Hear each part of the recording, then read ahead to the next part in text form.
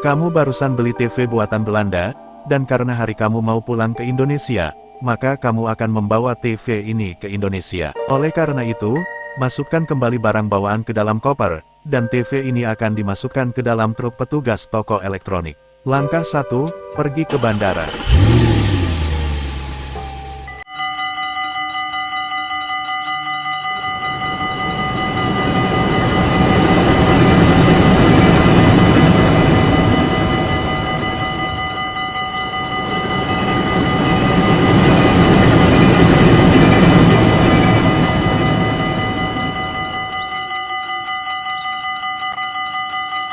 Langkah 2, tiba di bandara. Lalu minta tolong petugas bandara untuk mengirimkan TV ini ke dalam penyimpanan pesawat yang lebih luas. Setelah itu, terbang kembali ke Indonesia. Langkah 3, tiba di Indonesia dan jalan kaki menuju rumah. Saat berjalan kaki menuju rumah, kamu langsung pamer TV dari luar negeri kepada tetanggamu. Kamu yakin, mereka itu terlahir miskin, kotor najis dan gak akan bisa mampu beli TV ginian. Kamu pun melempar batu ke tetangga, hanya karena mereka terlahir miskin. Namun mereka pun melawan balik.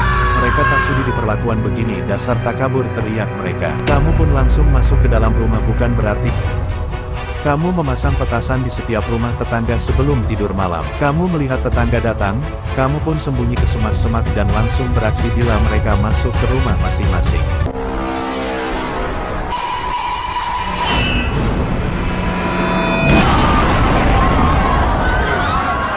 Langkah 4, cepat masuk ke dalam rumah biar gak diomelin tetangga. Tetangga pun keluar rumah sambil marah-marah, siapa yang bunyiin petasan. Yang ngebunyiin petasan aslinya kamu, tapi kamu gak meduliin tetangga di luar yang sedang marah-marah karena petasan. Langkah 5, nonton TV barumu sambil mengabaikan tetangga ngamuk di luar sana.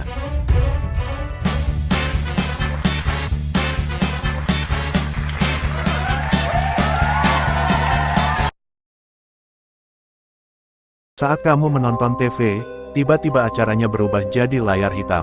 Setelah layar hitam, muncul tanda peringatan darurat beserta layar biru. Kamu tak tahu apa yang sebenarnya yang terjadi. Kenapa tiba-tiba muncul peringatan darurat? Tiba-tiba kamu terhisap menunggu layar TV, dan kamu nampaknya akan ditelan oleh TV. Kamu berusaha melepaskan diri, namun ini sangat sulit.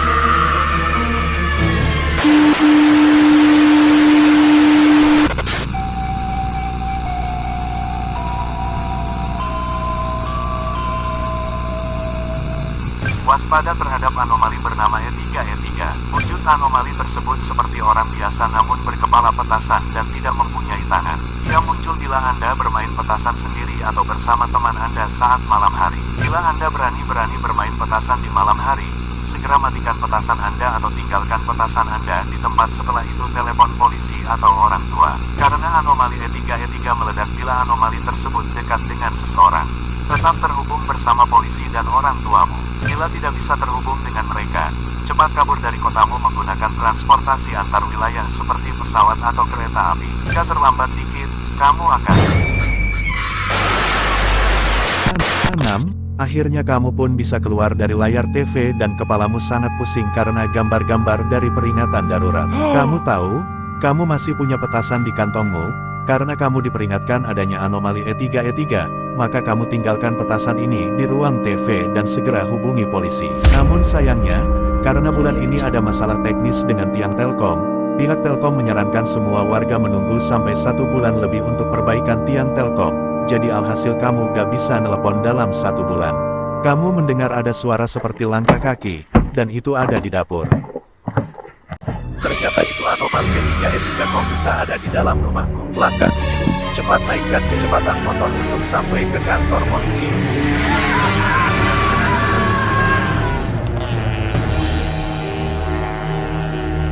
Pas udah nyampe, pintu kantor polisinya dikunci, dan tak ada seorang pun di sana.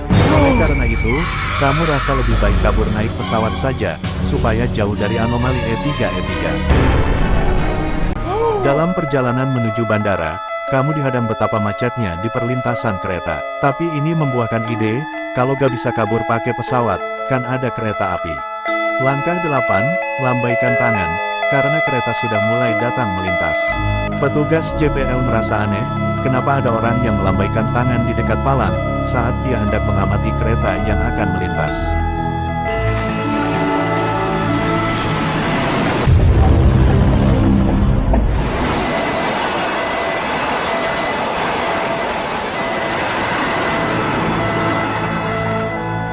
Petugas JPL kaget, kamu dengan mudahnya bisa merayap ke pintu gerbong. Emang bener orang gila itu, kata petugas JPL.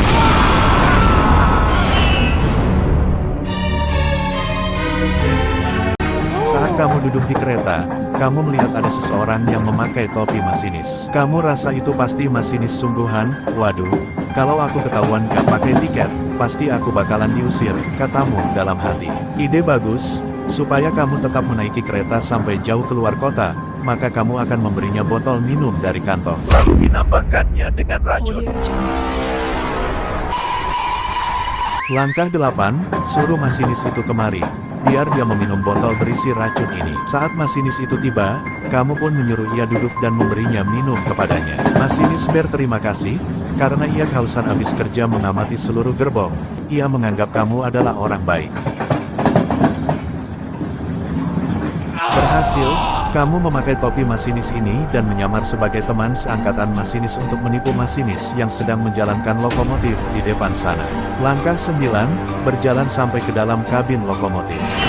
Kamu sudah tiba di dalam lokomotif, namun masinis yang sedang menjalankan lokomotif terkejut dengan kedatanganmu. Tapi kamu memberitahunya kalau kamu adalah teman seangkatan yang ikut menjalankan lokomotif berdua. Masinis pun percaya, dia tahu kalau teman seangkatannya habis dari gerbong.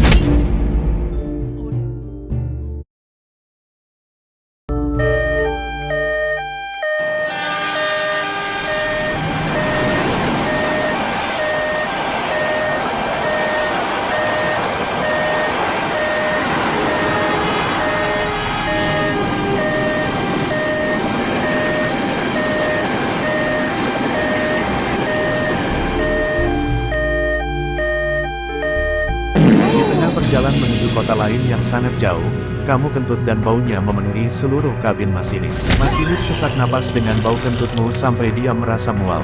Hanya karena kentut, kamu ditendang dari lokomotif saat perjalanan tanpa berhenti dulu. Kamu pun tersungkur di rel tapi tetap bangkit, karena kamu rasa kamu masih dikejar sama anomali E3. Kamu merasakan gempa bumi sejak kapan gempa bumi terjadi hari ini?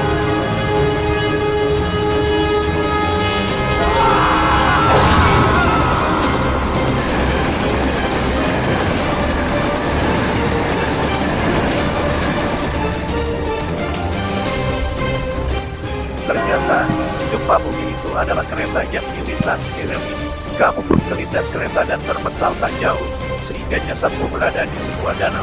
Tanpa disadari, ternyata anomali E3 itulah yang membuat kereta ini dilindasmu. Masinis yang mengendarainya tewas diledaki oleh anomali E3 tersebut, sehingga jasadnya dibuang ke bebatuan rel.